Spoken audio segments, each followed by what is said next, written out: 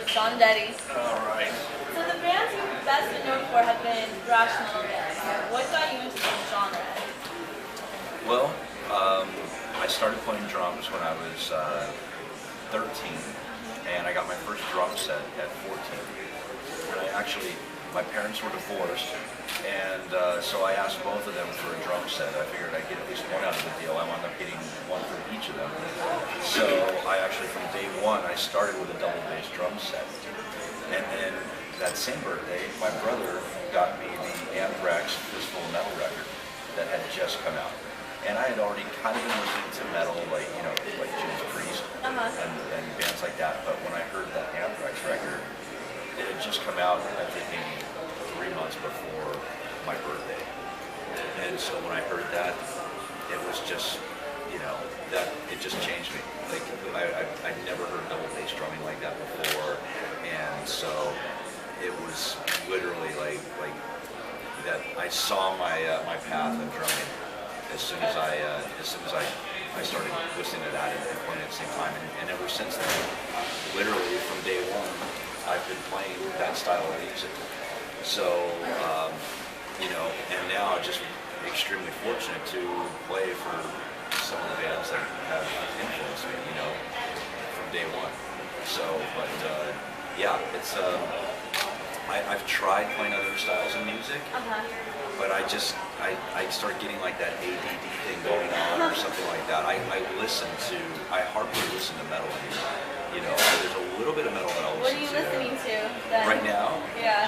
Honestly, I'm listening to Anthrax. I listen to the new Anthrax album. I'm listening to World Painted Blood by Slayer. And I don't know, some of the stuff's just older stuff in the catalog, like old Pantera.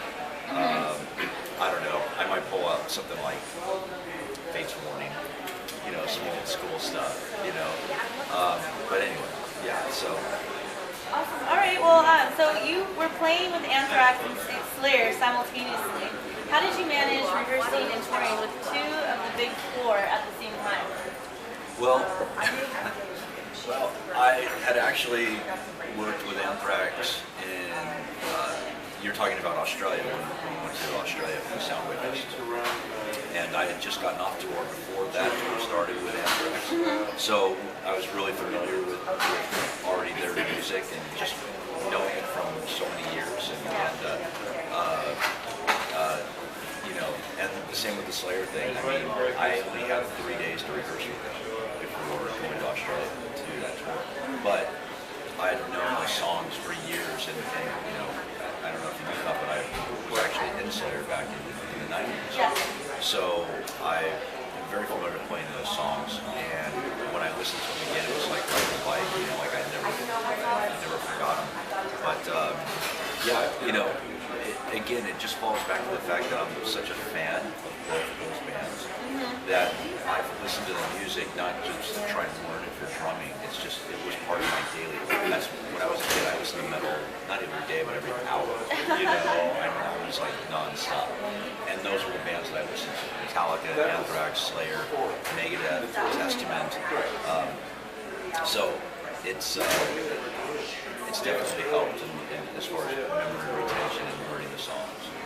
Leads into my next question. So compare your experience of playing with Slayer in the early 90s compared to playing with them now.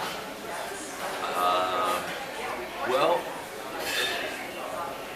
obviously people grow, people change and mature, and obviously in the case of Slayer, their music has done the same. They've matured as people. I've matured. I mean, I'm a different person today than I was at 25, 26 when I was originally in the band.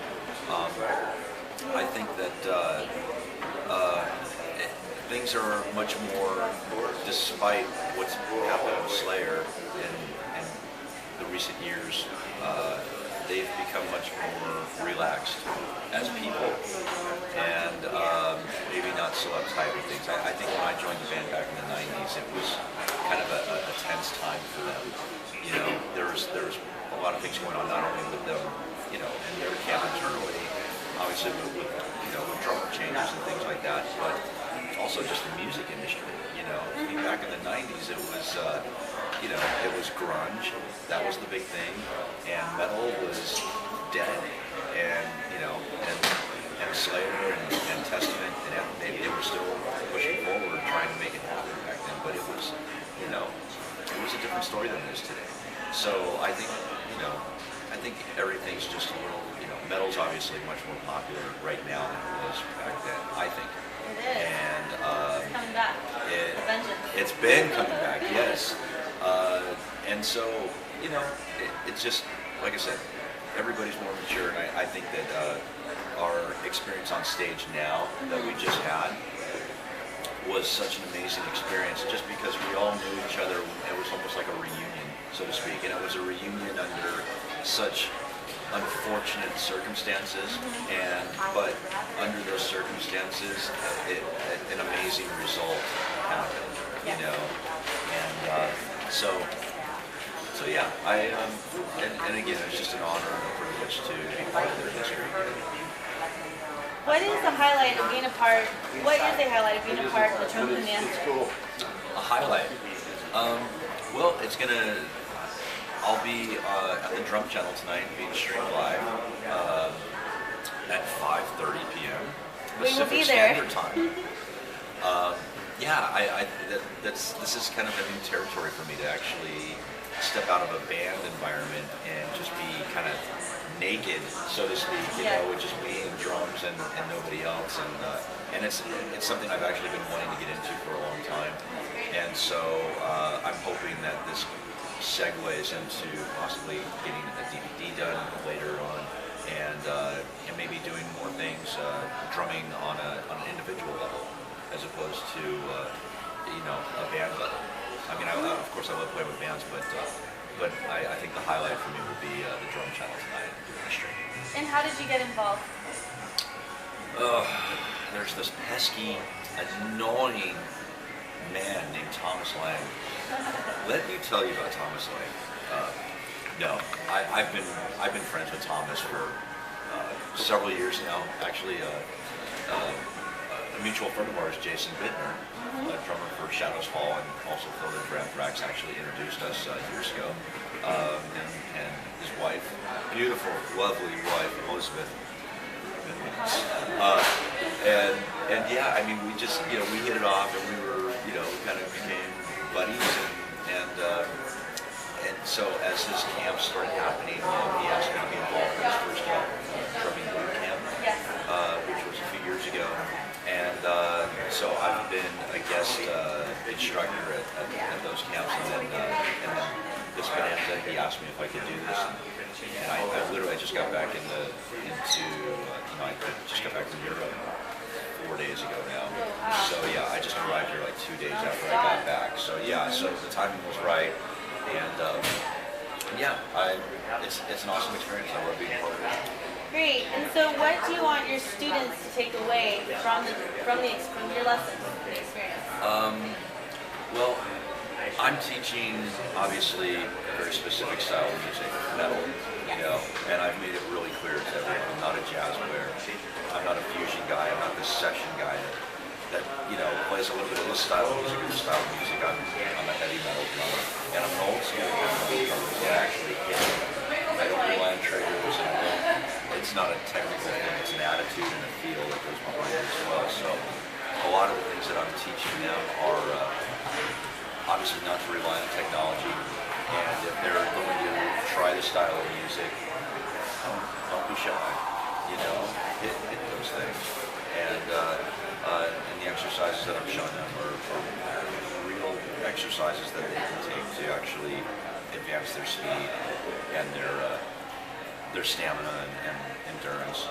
And they're not too happy with me right now because they're all sore this morning, because it's more like a workout than a drum, you know, a drum lesson.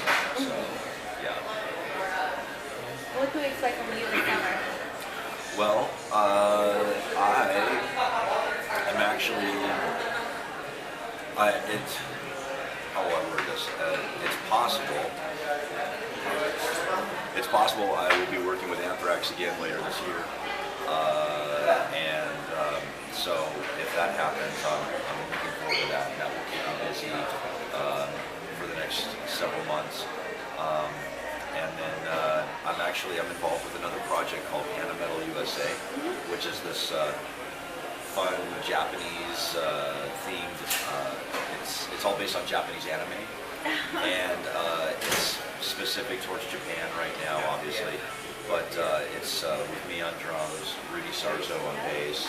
That's great. Yeah, so we're actually doing a record with Warner Brothers in the next couple of months as well, and I think that'll be released either in January of 2014 or it'll be released in the spring of next year.